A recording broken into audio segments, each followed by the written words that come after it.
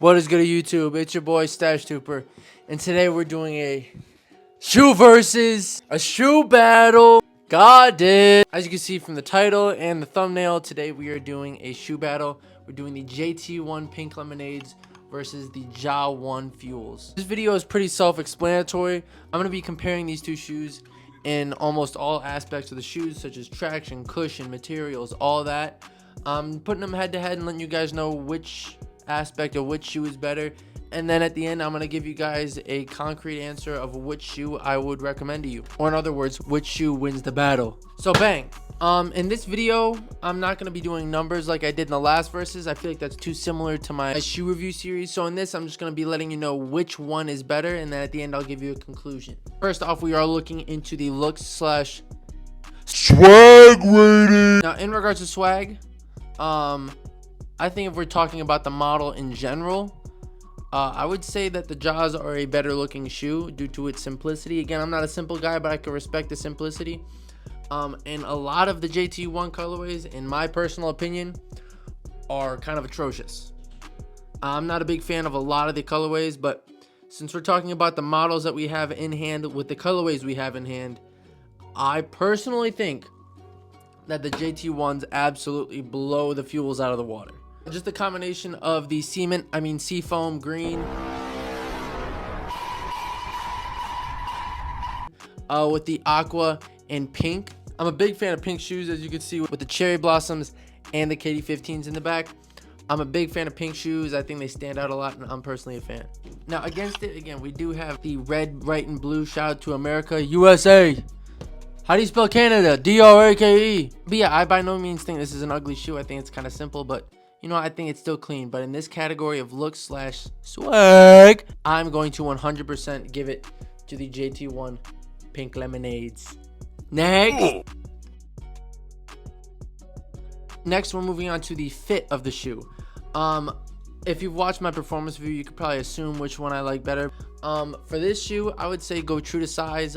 If anything, it is slightly thin, or slightly slim. With that being said, I think most people could go true to size unless you have like the widest feet ever, then maybe go half size up. But for the most part, I would say 100% just go true to size. If you wear that 11, get that 11. But yeah, for the Jaws on the other hand, I think the fit is not the best. I would personally go a half size up. I get an 11 in all my shoes, and these I got an 11 in, and they fit a little snug. It does fit a little snug in the toe box. I wasn't the biggest fan of it. And in the back, it has this weird, like, as you can see, this like divot. And if you look at it, it almost looks like squarish in the heel. So you do have a little bit of like an air pocket right here.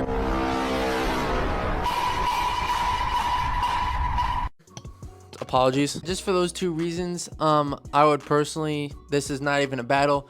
The fit goes to the JT1 Pink Lemonades.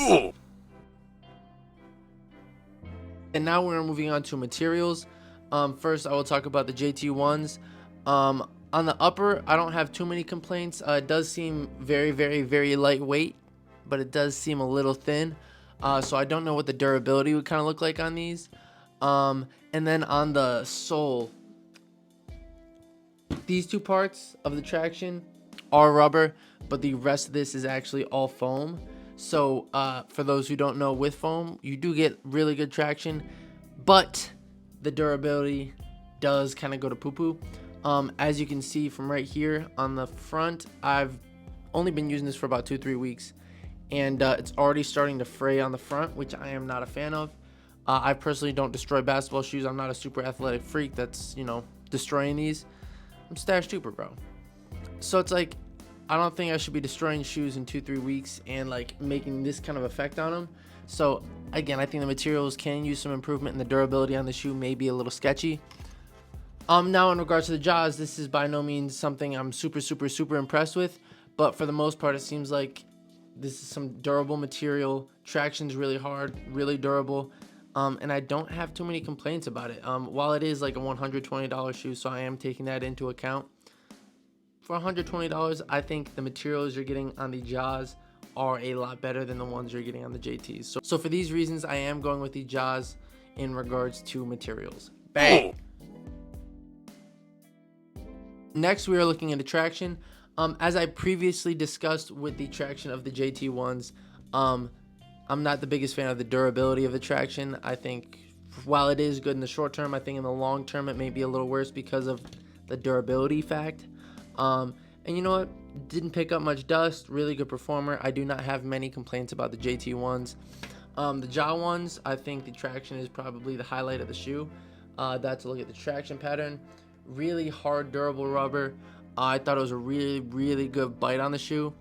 And you know what? Let me just cue the traction test for both of them so y'all can see what I'm talking about. Cue it!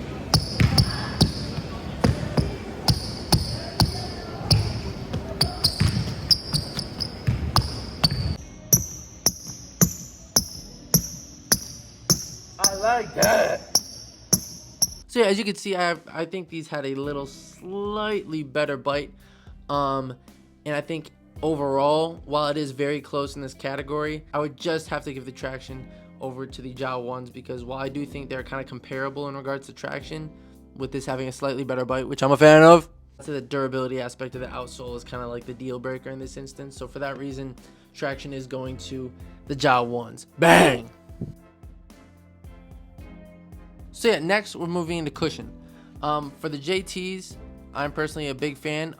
It's like weird, the traction and the cushion are kind of the same thing. It's that foam. I don't know the cushion setups for either of these shoes, but I know how it feels. So while I'm not going to tell you what exactly it is, I'll tell you how it felt. With these, it felt really good. Again, the foam feels good. I think that's what the traction is. Feet did not hurt after any of the workouts. Anytime I was shooting, these felt good, felt bouncy, felt light. The jaws, on the other hand, I think this is kind of the worst part about the shoe, is the cushion. In all my times of using it, I had a few times where my feet were kind of hurting after. I thought the traction was nothing to kind of be impressed by, and I described it as, let me think, doo-doo butt.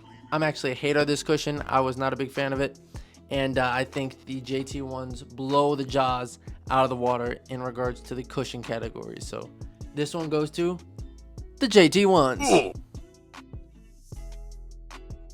So yeah, next we're just gonna move into bang for the buck. These are both $120 shoes, and I don't know if there's much that could separate in this aspect. Again, I think this is a slightly more durable, slightly better traction. This is slightly better cushion, better looks. So it's like, I think it's kind of up to preference in regards to the bang for your buck. I think you're getting a lot of good things with each shoe, especially for the price. So for that reason, I'm gonna call it a tie / even on this. So bang, it's a tie. So bang, overall, this is the conclusion. I would say for the most part, I would recommend the JT ones over the jaw ones.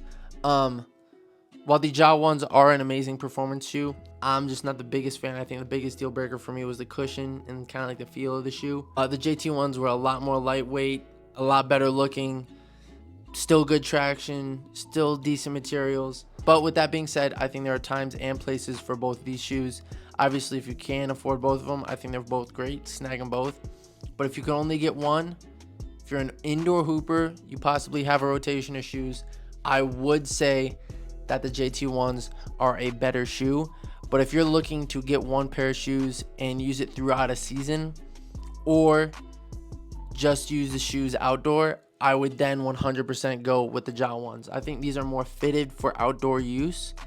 And if you're gonna get one pair, drive it to the ground for the season, which is what I used to do before I collected shoes. I just get one pair, drive it into the ground. Then I think these might be a better option, because with the durability of these, while I do not know how they kind of hold up in the long run, I would say that from the short-term use, I'm kind of skeptical on how they will go in the long run. To summarize, these are better overall, but if you're looking to destroy a pair of shoes or use them long-term or outside, I would then maybe go over to the jaws. But I hope y'all enjoyed this video. If you could like, comment, subscribe. Let me know if you like this versus video and if I should do more. Let me know what other shoe matchups you'd like to see in the comments below. I got a lot of shoes behind me. I got a lot of shoes in my collection. Full video coming soon. But let me know what other matchups you'd like to see. I appreciate y'all for watching this far. Adios.